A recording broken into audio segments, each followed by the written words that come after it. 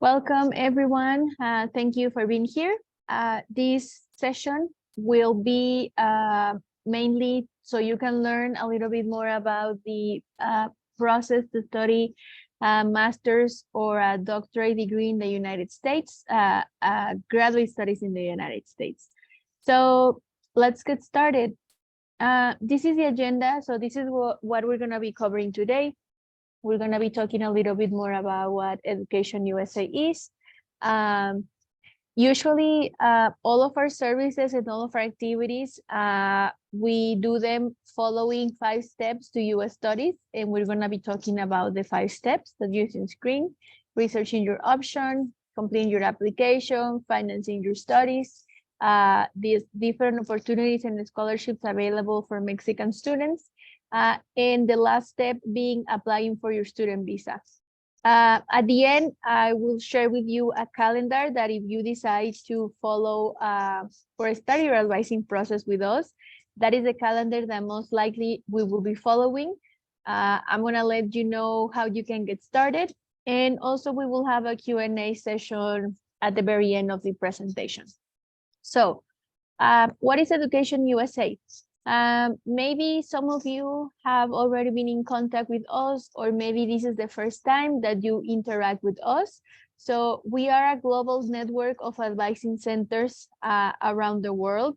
And we are a US State Department program in collaboration with the US Embassy here in Mexico.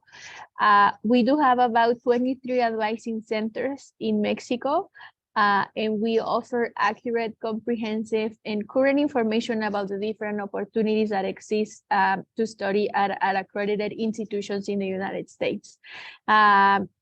I invite you to visit our website that you see on screen, educationusa.state.gov, so you can get more familiar with our services and our activities.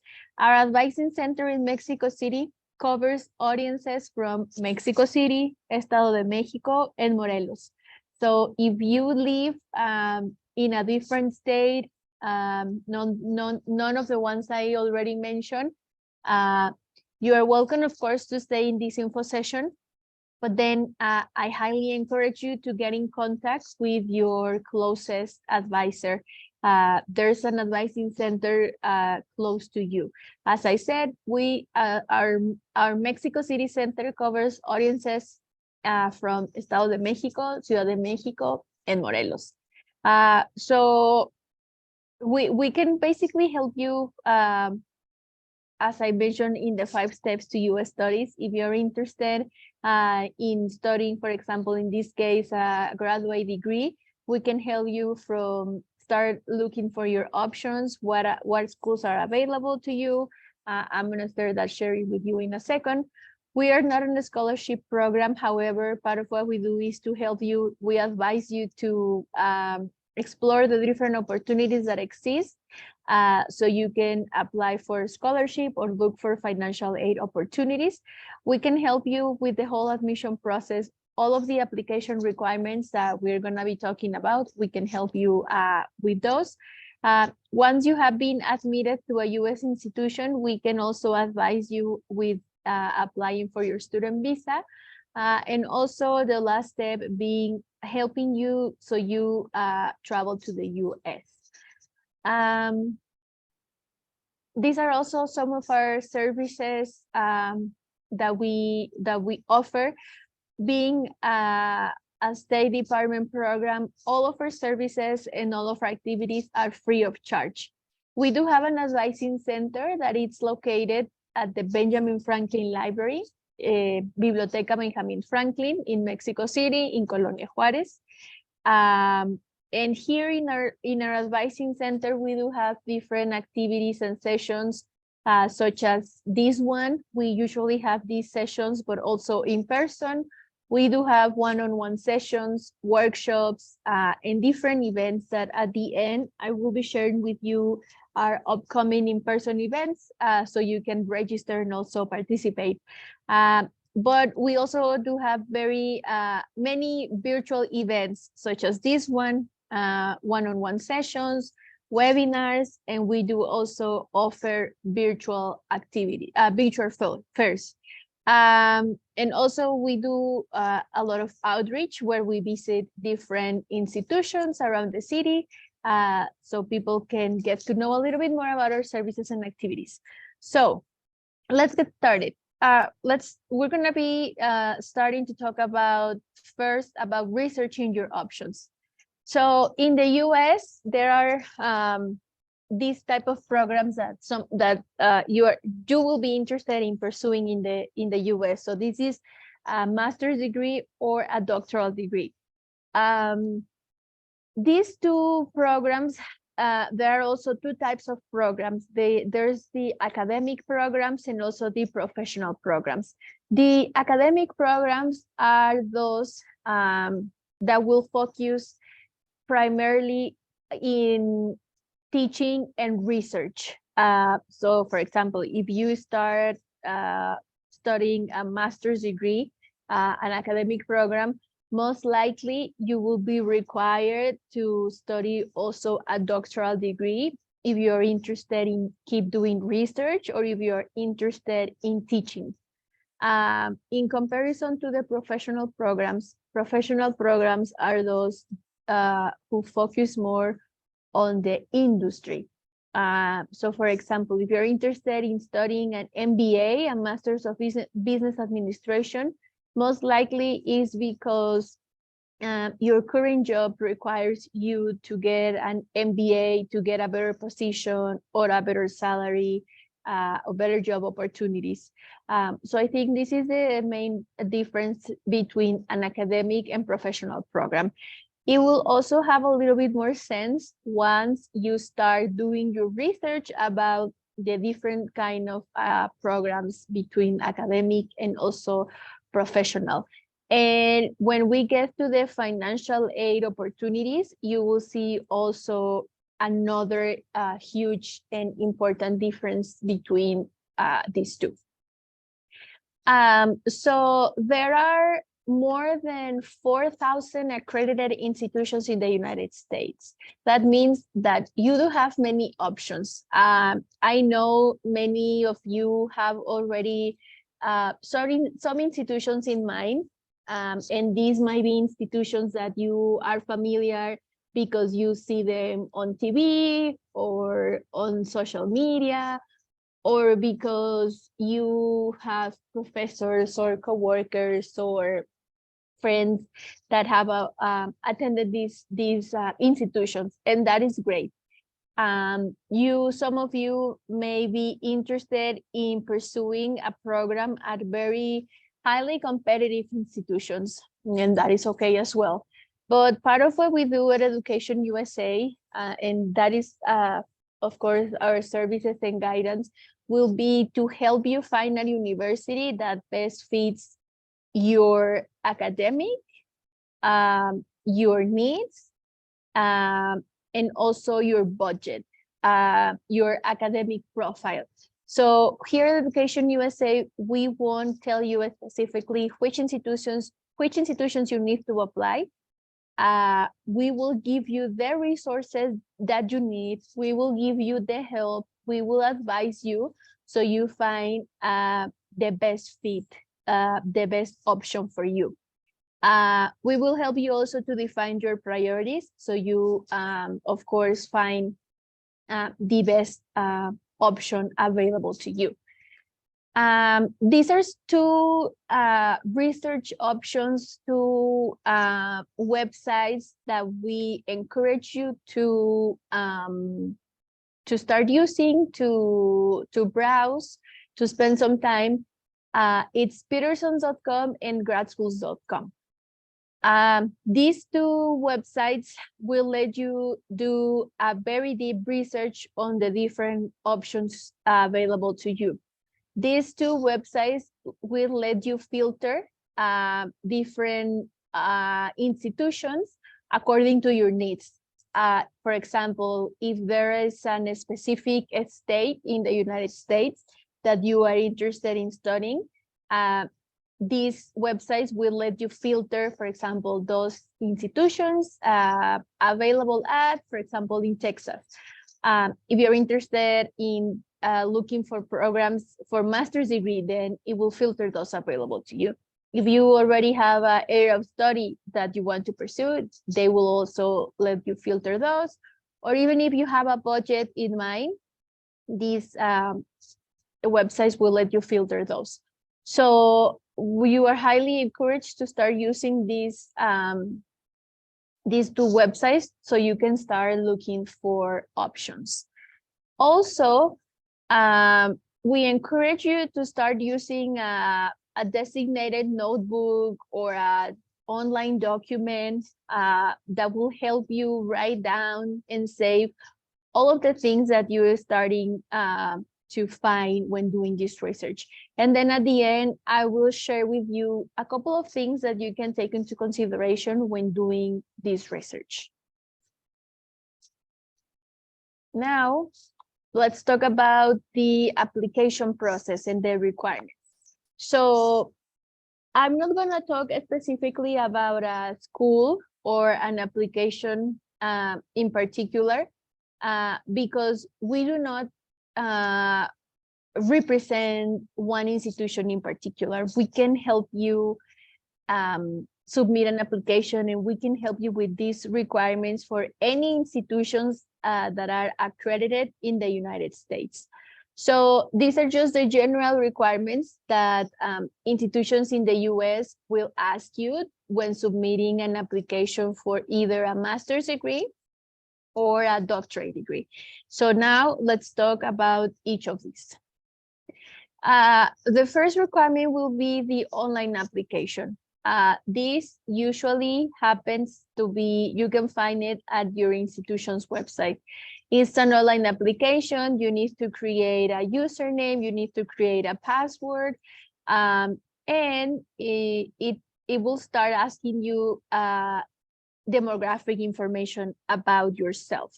Make sure you save your username and you save your password because you will be requiring to keep logging in so you can submit your application. So this is the first step, starting an online application.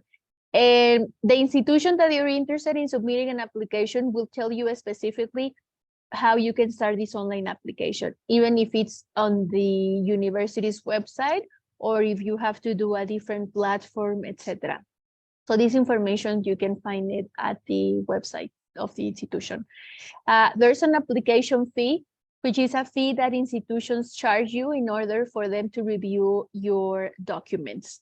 These fees depends on each institution, and it also depends on the kind of program that you're interested in pursuing. I will say probably around $60, or there are even other institutions that they can charge more than $100. It depends. Also, there are institutions that they don't have an application fee. That means it's free to apply. But there are also other institutions that can give you an application fee waiver. This means that they will give you the opportunity to give you like a discount so you don't pay the fee. It depends on the school, it depends on the area of study, and it depends on your in your level of study. Not all institutions have application fee waivers, but if they do, I encourage you to take advantage of this opportunity because it is a way for you to reduce some of the costs that are related to the admission process. You are also required to submit transcripts of your prior level of study. So, for example, if you're interested in studying a master's degree, then you need to submit transcripts from your undergraduate degree, from licenciatura. If you're interested in studying, for example, a doctorate degree, and if you already have a master's degree, then you need to submit both. So master's degree and undergraduate degree, licenciatura. You need to submit, as it says on screen, official undergraduate transcripts. So it means that paper that your Mexican school will give you, that paper where it shows your grades in the subject that you took and also your promedio. So each school, they call it different, historial académico, boleta, cardex. So that is the transcript that you need to submit. Also, you need to submit all academic work that was graded and provided academic credit. So that means, so for example, if you're doing your undergraduate degree, you did an exchange to a different country, and if you took classes at a different university, at a different country that are giving you academic credit, then you need to prove that. You need to send all documents that will show that. So for example, if you also did a summer program where you learn English, or you were awarded a scholarship to study English through, I don't know, Proyecta 100,000 or any other scholarships available, you don't need to submit those kind of documents, because those documents, I mean, those programs are not giving you academic credit. Those are just for your experience, but you can mention those in your CV, in your curriculum. You don't need to submit any transcripts. So remember, anything you have that has given you academic credit, then you need to submit that. These documents that I already mentioned, you have them in Spanish, because well, most of you will have them in Spanish. Most of you will probably are graduating or have graduated from a Mexican institution. So those documents most likely will be in Spanish, and you need to have them translated into English. If your Mexican institution already gives you those documents in English, then that's okay, you submit that. But if not, then you need to contact an official certified English translator that can do this translation. The list that you see on the bottom of the screen, the one in blue, it's a list with some certified translators here in Mexico City that can help you with those services. These certified translators that are in the list are not related to Education USA. There are just some that we know that have worked with some of our students in the past. If you know, or if you already have an official translator that can do the work for you, perfect. You will also, for some programs, you are also required to submit your título. That will depend on the institution, but some of them will require that as well. I know some of you are in proceso de titulación. That's okay. You submit whatever you have up to that date, up to that period of time that you are submitting your application. And most likely the institution will require for you to submit your título as soon as you have it. So that's okay. If you already have your título, then you will probably need to submit also a translation of that. And also take into consideration that your título, it's only a document that you can only get once. So that means that you cannot get more than one título, right? So that means that you will probably need to get a certified copy, una copia certificada, or you can also get a notary copy, un documento notariado. Because the institution where you are submitting an application will require that.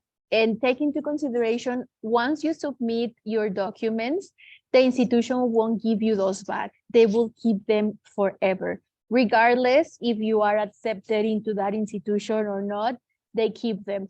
So you don't want to give documents to your school, to the school in the United States that that you will lose or that you won't have back. So that's why we recommend you get certified copies or of your transcripts if they are very hard to get, and of course your título. Some of the other requirements are English proficiency test. Of course, you are required to let the institution that you're submitting an application that you speak the language, that you speak English. Many schools will ask you to submit one of these tests, only one. These are just 3 options: IELTS, TOEFL IBT, or Duolingo. If you have any other English proficiency tests, I will encourage you to get in contact with the institution that you are interested in submitting an application, because most of the times they require one of these. As you see on screen, these tests, they have the same, they are testing you in the same areas. So reading, listening, speaking, and writing. This depends on you, which test you think is the best option to you. Because as I said, institutions will tell you which test you can use. And then it depends on you which one you want to take. Maybe some of the things you can take into consideration is the price. As you see on screen, for example, Duolingo is a lot cheaper than IELTS and TOEFL IBT. So that will depend on your budget. Some other things you can take into consideration is the availability of these tests and also the format of these tests. So IELTS and TOEFL IBT, those are tests that you take at a certified center, and they are to be taken in person. Duolingo has always been an online test. So that means you get to take the test from your house, from wherever you are, with a computer, a camera, a microphone, and a good internet connection. Due to the pandemic, TOEFL IBT has started doing a TOEFL IBT at-home edition test. That means it's an online test that you can take from home. Take into consideration also that many institutions in the US don't take this edition, at-home test edition. So yeah, take into consideration that. If you are not familiar with any of these tests, then I encourage you to maybe take a practice test, or even take start doing some exercises so you get familiar with the format of the test, and then you can decide which one is best for you. We do have many resources that I will encourage you to use to start practicing and to start getting ready for these tests. We do have resources online that are free for everyone, but we do also have many resources here at our advising center at the Benjamin Franklin Library. You can rent them and they are free. There are also other standardized admission tests, and these tests are required for every student, regardless their nationality, that are interested in pursuing a graduate degree in the US. So we have the GMAT and the GRE. GMAT, it's a test that it's related, and it focuses to those careers in administrative fields. So for example, business, economy, marketing, accounting, so entrepreneurship, so everything and anything that has to do with carreras administrativas. And then we have the GRE. GRE, it's for everything else, so engineering, social sciences, etc. So everything else, you most likely will be taking the GRE. This will also depend on your program, of course, and the institution. Usually the institution in the US will tell you specifically which test you can use. There are some programs where you can take both. You are welcome to take either one of those, to take either the GMAT or to take the GRE. And there are other programs that will tell you specifically which one you need to take. As you can see on screen, the price is very similar.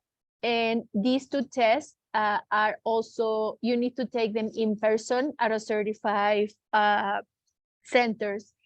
And I think there is also the at-home edition where you can take them online. But again, take into consideration because some schools won't accept online edition tests. You need to also take into consideration that you need to study, you need to prepare for these tests. Don't expect to take the test and score a high score, because that doesn't work like that. You really need to work and study for these two tests. The schools that where you will be submitting an application, they will also require a specific score or range that you need to take in these tests. So you have a goal, you have a score that you need to meet when submitting an application. For these two tests, you can register and you can pay them online at the website that you see on screen. We also have the resources for you to start studying for these tests.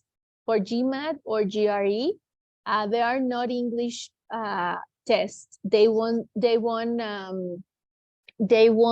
ask you about your level of English, because these are already tests that are in English.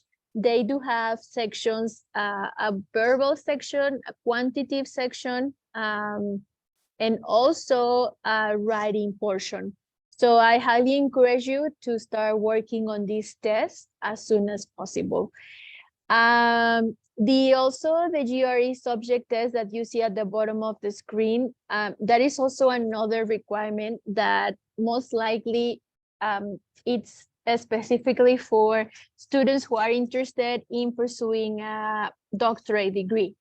Besides the general GRE, so besides the option that you see at the bottom, schools might require you to take 1 or 2 GRE subject tests. That depends on the program, that depends on the school, but there are different tests. You have to pay them separately. You actually need to take them also separately. And I believe GRE subject tests are not available in Mexico City. You will probably need to travel either to Mérida or Monterrey to take this. And also, due to the pandemic, some schools have done this requirement optional. That means if it's optional, you are not required to submit a score. That means it's optional. It won't hurt your chances to get admitted if it's optional. But if it's not optional, if it's a requirement, then you need to submit a score. The list that you see at the bottom of the screen is also a list with some teachers and courses and schools that can prep you for these tests here in Mexico City. Again, it's also something that it's not related to Education USA. If you're interested, you can check it out, or if not, you are welcome to visit also our advising center, where we do have many resources for you to check out, and they're free. Another requirement is the letters of recommendation. So we encourage you to start thinking about your recommenders again with time in advance. They are usually professors and or former or current employers. So start thinking about those. institutions will probably ask you between 2 and 3 recommendations letters. These letters, they need to be in English. And how it works is that once you start working in your application, and once you get to the letters of recommendation section, you will be asked to type who's your recommender. You need to let them know who's going to be writing a letter of recommendation for you. And you will be also required to give them their contact information. That way, the US institution can get in contact with your recommender, and the recommender can submit directly the letter on your behalf. You are not allowed to see your recommendation letters. So yeah, this is something that we highly encourage you to start thinking with time in advance. We have done a couple of workshops and info sessions that are specifically for recommenders. So once you have selected your recommenders, you can put your recommender in contact with us, and we can give them access to those resources, or we can invite them to participate at these workshops. A few other requirements. You will be required to submit essays. These are the options that you see on screen are some of the ones that you will probably gonna be required to submit. A personal statement, or a statement of purpose, or a study objectives, or the 3 of them. There may be a few other questions that are specifically depending on each institution, like some supplemental essays, but they are very, that will depend on the institution, that will depend on your study, and of course, the institution will tell you specifically what they are, what are they expecting for you to write about. The school will also let you know how many words you need to write. Most likely these statements or these essays are about 600 words. It will depend. And this is one of the things that we can help you with. Of course, we won't write the essays for you, but we can give you the resources that you need so you can start writing them. We have done many workshops on essay writing, and we're still gonna be doing those. We do have the recordings for our previous sessions, so we can also share those with you, and we can also give you feedback. Once you start your advising process, we can give you feedback on your essays. At our advising center at the library, we also have the resources you need to start working on your essays. And we do also have, as I mentioned, online resources for you. Another requirement is your resume or your CV. Again, the institution will require you, will tell you specifically the length of your CV or your resume. If they don't tell you, it can be, I would say, probably up to 2 or 3 pages. I think here in Mexico or even in Latin America, it's very common for students to include a picture. In the US, you don't include a picture. And usually these documents, they can be more descriptive. And as I mentioned, it could be more than 1 page, unless the institution you are submitting an application tells you a different thing. There are a few institutions that specifically will tell you that their CV, it needs to be 1 page long. And this doesn't mean that you need to select your size font, a very low number or a very small number. You can, it means that you should be also only including in your CV the things that you think that have made the most impact in your career.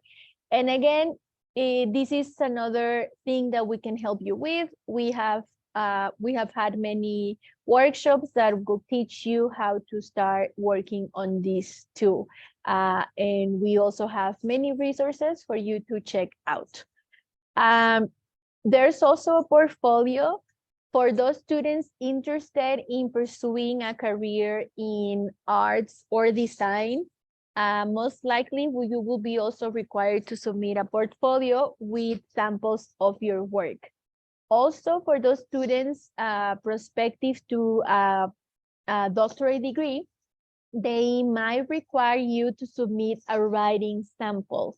For example, if you've had publications or different writings, or even it can be a chapter of your thesis, you can submit that as a writing sample. But as I mentioned, those are most common for those students who are interested in pursuing a doctorate degree. And also the link that you see at the bottom, the one in blue, if you visit that, it will take you to Google Drive, where you can find resources on how to start working your personal statement, your statement of purpose, your study objectives, and your resume or your CV. So I highly encourage you to check those out. Now, let's talk about how you can finance your study. So financial planning is something that we also encourage you to start working very early on in the process. As I mentioned at the beginning, we are not on a scholarship program. However, part of what we do and part of one of our steps for U.S. study is to help you explore the different options and the different opportunities that exist available to Mexican students to study in the U.S. We can also help you to look for special opportunities and different ways to reduce the expenses.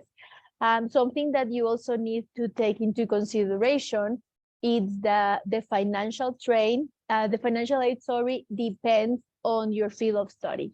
These are some of the trends that we are familiar with, and that it's no secret.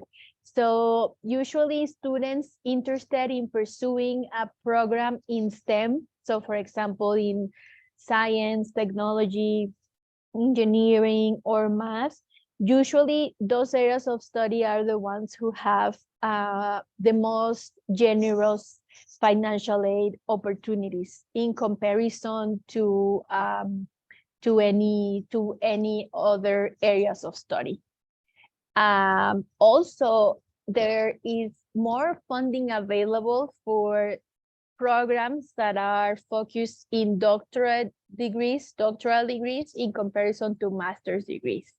Also, the institutions that have research or that are research and doctoral universities, they usually have more funding available for students. And also, as we started this presentation at the beginning, talking about the academic programs and the professional programs, usually the academic programs, the one that focus on teaching and research, are the ones that have more financial aid opportunities in comparison to the professional programs. Now, something also that you need to take into consideration, it's that the application process, so the one that I already talked about, that process itself will require for you to start thinking about a budget, because the application process costs. So this is just a list approx of the application expenses, and these amounts that you see on screen are in US dollars. So these are the things of the application process that will cost. The application fees, we already covered what that is. And the last column on the left, it shows how many times you need to pay that. So for example, the application fees, as I mentioned, it's about in promedio about $60, or they can be institutions that can be more than that. So we at Education USA or with our advices, we usually recommend that you submit an application between 5 and 7 institutions. So if you follow a recommendation, then you will be submitting an application up to 7 institutions. So you will be paying different application fees. Documents. So for example, if you need to get a document from your Mexican institutions, those usually also have a cost. If you need to send your documents to be translated, that's also another cost. If during your application process, the institution in the US requires for you to send a document via paquetería, then that's another expense. So as you can see, the application itself, it's something that you need to take into consideration because you're going to be spending money. If you are submitting or taking the TOEFL or the IELTS or the GRE more than once, if you are taking a test preparation course, or if you are even buying a book, etc. These are just some of the costs that we want you to be familiarized or to be thinking about. And as I mentioned, we can also help you to explore the different opportunities where you can start reducing these fees. This is also an example that shows how much a study program and living expenses in the US costs. Of course, these are amounts that you see in US dollars. If you're interested in learning about specific amounts from each institution, then you go to their website and you can find those there. Of course, each school is different. Each school depends on also in your area of study, depends if it's a private institution, if it's a public institution. It also depends the area of study that you're interested. It will also depends on the level of study, if it's a master's or if it's a doctorate degree, etc. So this is just an example that shows that usually the institution will give you the total cost of attendance, and then they are taking into consideration these other things. So they are already taking into consideration tuition and fees, room and board, if there are any specific fees from the university, your medical insurance, since you are an international student, you are required to have a medical insurance in the US, travel costs, and also personal expenses. So as I mentioned, if you're interested in learning more about specific amounts from each institution, you can visit their website. Now let's talk about scholarships and loans. Remember that many of these things that we're going to be talking about are specifically for Mexican students, since those are the opportunities that we are familiar with. If you are from any other countries that is not Mexico, you will probably want to reach out also to your Education USA advisor from that country, because they might be familiar with other opportunities. But all of the ones that I'm going to be talking about, these are the ones that are specifically for Mexican students. So let's start talking about scholarships. So there are different ways where you can receive a scholarship. We're going to be talking about other opportunities, but something that you need to understand is that the main source of financial aid will come from the US institutions, the institutions that you will be accepted to attend. And that is something very important that you need to understand. And I'm going to repeat it again. The main source of getting financial aid or scholarships will come from the US institutions.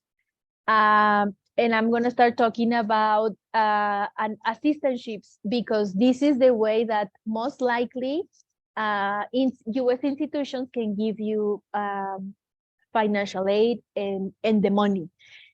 So there are three types of assistantships: teaching, research, and graduate. The first one that you see on screen is teaching, TA, teacher's assistant.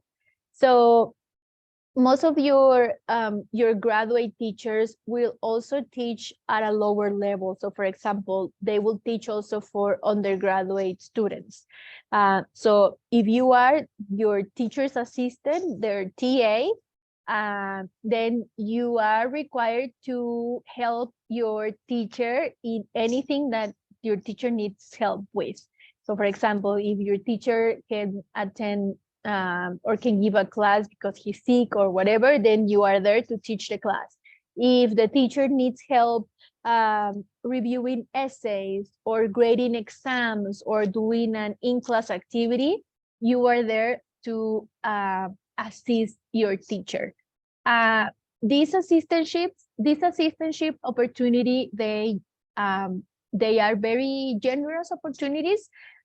So there's the first one, so the teaching, and then we have a research assistantship, and this is also awarded by the professors, and you are working with your professor doing research and contributing to whatever your professor is doing research about. There's also the graduate assistantship, which is focused on more administrative tasks on campus. So for example, you can work at the library, you can work at an office as a receptionist, making copies, etc. So these three assistantships, these three opportunities are very generous. If you are interested in pursuing a master's degree or a doctorate degree in the US, if you're interested in getting a scholarship or financial aid, then you are also interested in any of these assistantships. The professor, as you see on screen, takes a very important role in this, because you need to get in contact with the professor in advance before you submit your application. So you need to communicate with the professor.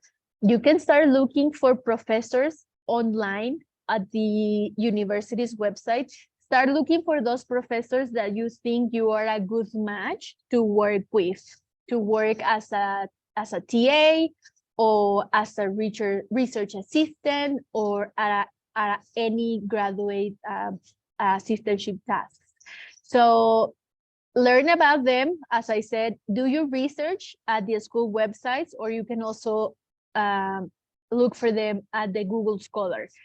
You want to write them and let them know about your academic interests and what you can contribute to the research. This is something very important. They need to know about you before they receive your application. So yeah, you can start working on this.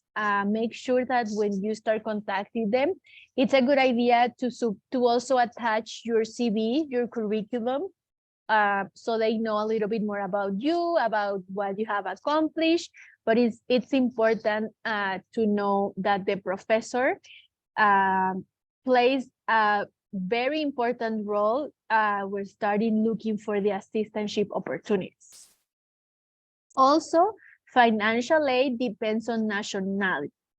So as I said, most of these opportunities are specifically for Mexican students. If you are of Mexican citizenship, and as I already mentioned, financial aid, the most generous opportunities will come directly from the US higher education institutions. There are different financial aid opportunities given by organizations in Mexico. I will talk about them in a second.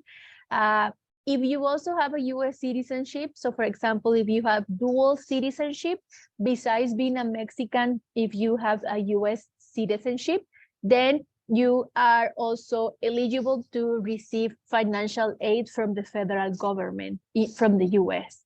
That is only if you have dual citizenship, US and anything else. And as I mentioned, if you have any other nationalities, reach out to Education USA so we can put you in contact with those advisors. There is also another opportunity that is given by US institutions in particular, and these are the out-of-state tuition waivers. So once you start doing your research on the websites and start looking for fees, tuitions, and how much it's gonna cost you, you are probably gonna be see two types of tuitions, the in-state tuition and the out-of-state tuition. We as international students will be required to pay out-of-state tuition, okay? And if you compare the two, the in-state tuition and the out-of-state tuition is usually higher rates in comparison to in-state tuition. Why? Because we don't pay taxes in the US. And there is no way for us, while having a student visa or while studying in the US, there is no way that we can have we can become resident or to pay in-state tuition of those states. As long as we have a student visa, it won't be possible. So you will be required to pay out-of-state tuition. Okay, so there are many institutions. So for example, the public institutions in the state of Texas, they have some opportunities that are specifically for Mexican students, and it's a Mexican tuition waiver, where if you have been accepted to those institutions, for example, this is the case of Texas, this is the example of Texas, you have to be admitted at a public institution from the state of Texas, and then you will be granted an opportunity to pay tuition as if you were a resident of the state of Texas. So you can pay in-state tuition, and that will be a significant amount that less in comparison to the out-of-state tuition. So as you can see on screen, some states offer these out-of-state tuition waivers. It depends. I think the one that we are more familiar with is Texas, just because we are very close from Texas. But there are a few other states that also have this opportunity. So out-of-state tuition waivers are also a great opportunity and support that US institutions offer. And also, these are some of the scholarships that are available for Mexican students. I'm going to be talking a little bit more about each of them. So we do have the Fulbright Garcia Robles. These opportunities are specifically to pursue a graduate degree, to pursue either a master's or a doctorate degree. These are the only two scholarships that they don't require that you have an acceptance letter. It's actually, I think it's one of the only scholarships that it's a little bit backwards. So you first get the scholarship with them, you are awarded the scholarship with them, and then they will guide you and they will give you everything to guide you in the process to submit an application.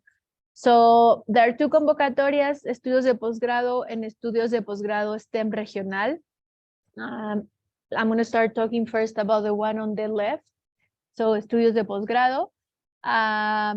This is an opportunity available to all fields of study except clinical area that involves contact with patients. You need to have a minimum of promedio de 8, and you need to have scores of TOEFL or IELTS, and also you need to have a GRE score. You can submit your documents in English. I'm going to be talking about the other documents in a second. And also they have another convocatoria, estudios de posgrado regional. I will think that most of you are not eligible for this scholarship in particular because grantees are from outside the largest two metro areas of the country, CDMX, Monterrey, and Guadalajara. So if you reside in Mexico City, Monterrey, Guadalajara, then you are not eligible to apply to this posgrado STEM regional. There's also a higher GPA, 9, promedio de 9. You need to have an intermediate English level. Your area of study must be in STEM. And you can also complete an English course in the US. This is also a benefit of the scholarship. Since they require an intermediate English level, before you actually start your postgrado, they will give you the opportunity to complete an English course in the US. So these are the requirements for both scholarships. And as you can see on screen, they are very similar to the requirements I already talked about that the institutions require. So you need letters of recommendation, your transcripts, título or letter of intent, essays, that is your personal statement, your study objectives, and CV. For doctoral candidates, you are also required to submit a writing sample, and also for candidates interested in the arts and design, you are also required to submit a portfolio. These are some of the benefits for these two scholarships. As I mentioned, once you are awarded the scholarship, you get the support during the whole application process, and they also cover the admission fees and test fees. The award is up to $25,000 US, and they can give you that support 2 years for a master's and 3 years for a PhD. They can also give you a round trip flight for the university where you're going to be starting, and also medical insurance. They cover the fees for the J1 visa, and specifically for the STEM regional convocatoria that I mentioned, as I said, they give you an English course at a university, and it can be between 3 and 9 months long.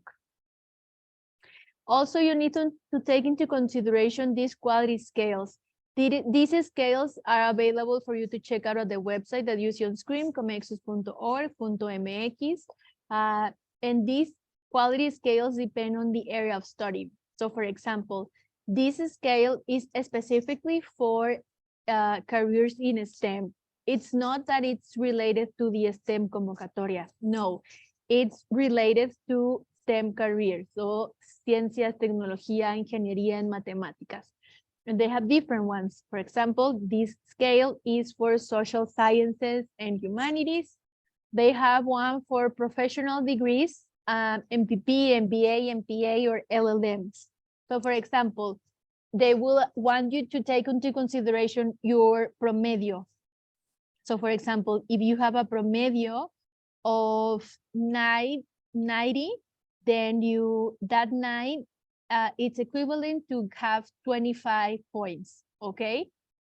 If you have taken your TOEFL IBT and you have a score 120 points, then you have other 25 points. And they also want you to take into consideration your GRE scores. So for example, if you have already scored points between 160, then you can have up to 25 points in your section, your verbal section. And if you have another 160, I don't know, in your quant section, then you have other 25 points. So the minimum points that you need to have is 55 points. And the maximum points that you can get, it's 95. So it doesn't mean that if you have a minimum of 55 points, it doesn't mean that you are going to be awarded the scholarship. It only means that you are a candidate to submit your application for this scholarship.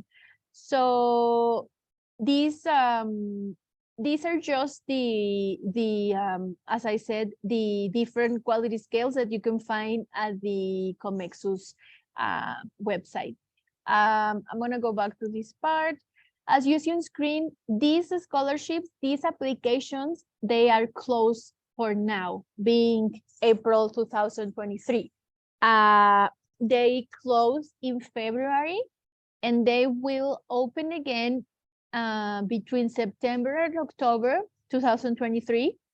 They will close in February 2024. So you start your studies in the fall of 2025. But we do want to mention this because you can get started working on all of the requirements. So once the application opens, you are already maybe familiar with the requirements, or you already have been working on these requirements. So even though they are closed now, you can start to get ready to submit your application when they open. Also, Fulbright, besides having the 2 convocatorias I already mentioned for estudios de posgrado, they have different opportunities of professionalización.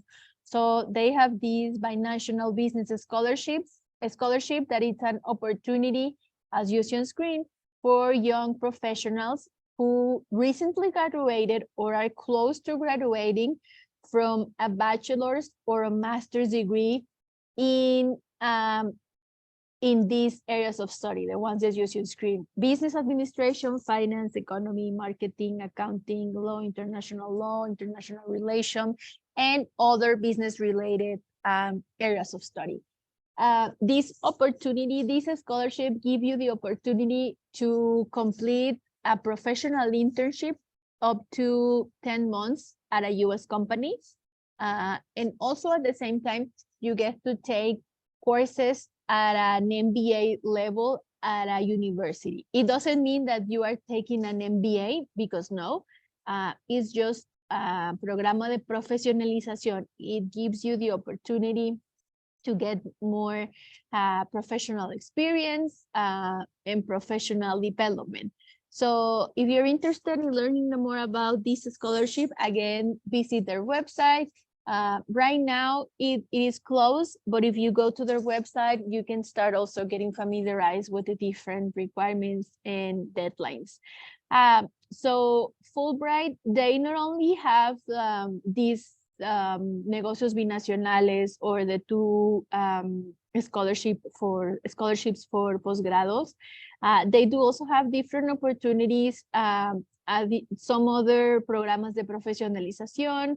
They have also opportunities for estancias de investigación, and also opportunities that are related for English teachers and teachers. So if you're interested in learning more about these opportunities, I highly encourage you to visit their website at comexus.org.mx. Now, these are some of the opportunities that are through CONACYT.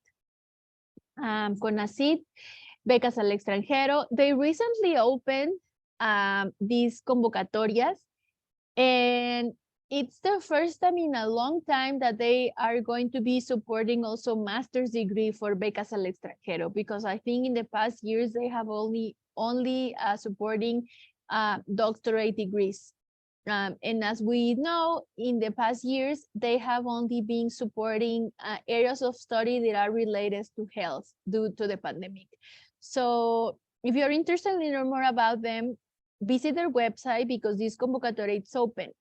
I will probably say that none of you are eligible now, because these convocatorias, they require that you have an acceptance letter.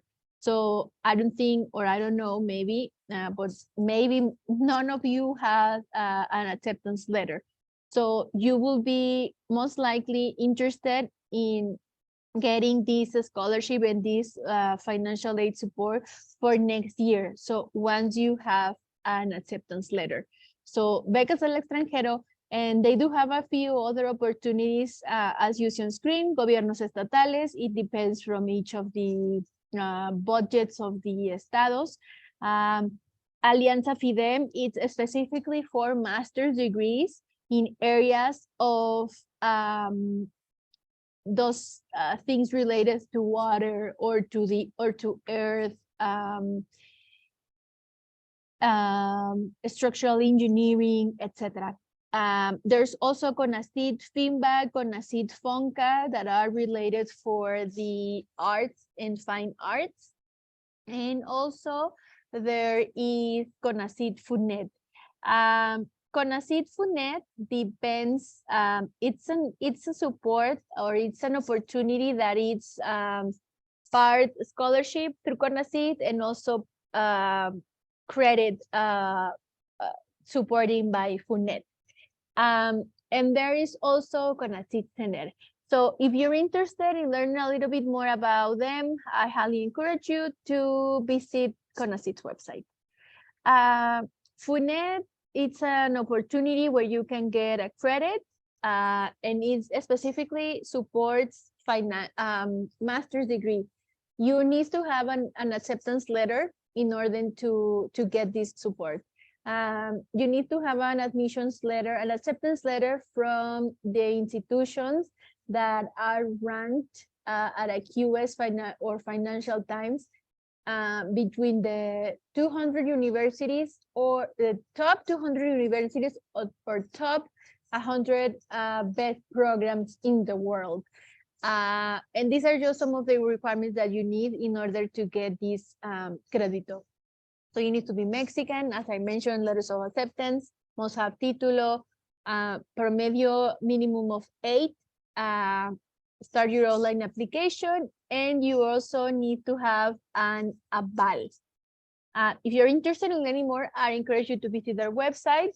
These are the fields that FUNED supports, the areas of study that FUNED supports. As you can see, the list is very diverse.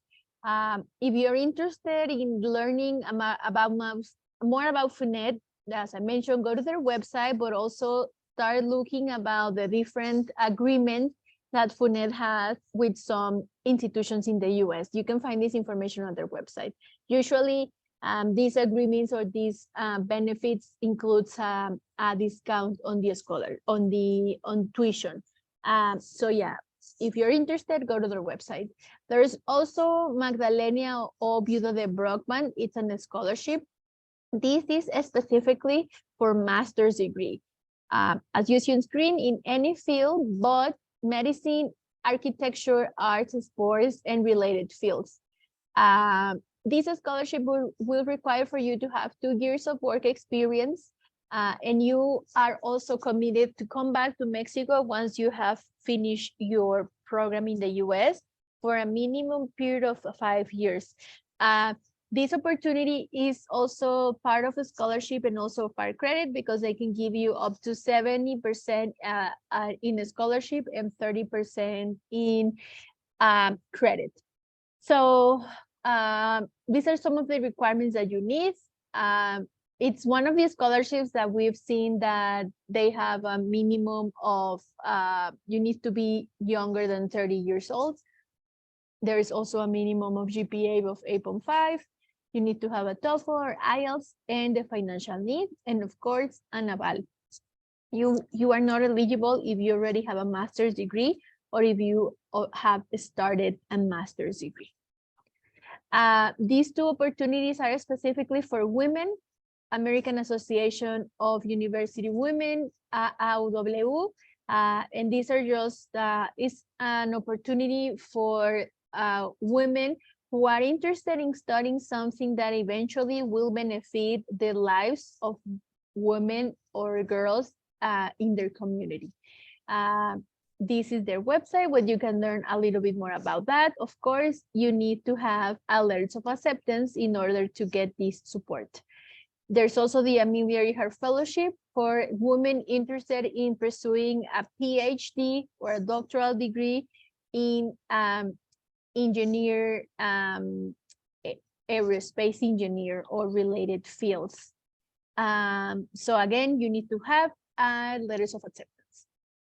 And these are a few other options of loans, créditos by FIDER, Banco de México, FUNED, I already covered that, and WASPAN, Row Fund. For this, you need to have letters of acceptance in order to get it. And of course, there are different deadlines and different periodos de recepción between the three of them. So you need to visit their website and be aware of those dates. Now, the last part will be for you to apply for your student visa. You cannot get a student visa before getting an acceptance letter. So once you have an acceptance letter, the institution will also provide you a document that it's called I-20. You need that I-20 document in order to get your student visa. Without it and without your acceptance letter, you cannot get a student visa. If you're interested in learning a little bit more about the process, I encourage you to visit the U.S. Embassy's website here in Mexico, where they explain the different steps that you need to take, the different fees, and everything you need to know about this process. Of course, this is something that we can also help you and advise you. Now, this is a calendar that shows the dates and the things that you are required to do throughout the year. If you decide to start our advising process with us, then most likely this is the calendar that we will be following. So for example, this example that started in January, and we are about here when you are already working in doing your research, finding out about application requirements, finding out about financial aid opportunities, and basically doing what you're doing here today, learning more about the process. Eventually, you will be working in this whole process and the different things that you are required. So you submit an application by the end of the year, so by December 2023. Between February and April is where you usually will get an acceptance or rejection letter, so an answer. So you start your process in fall of next year. Now, what is next?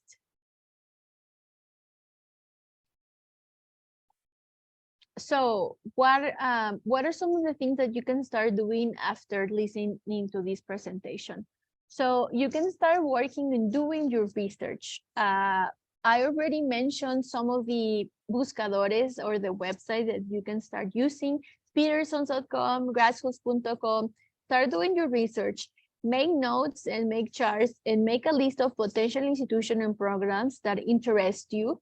And these are some of the things that you see on screen that I encourage you to take into consideration when doing this research.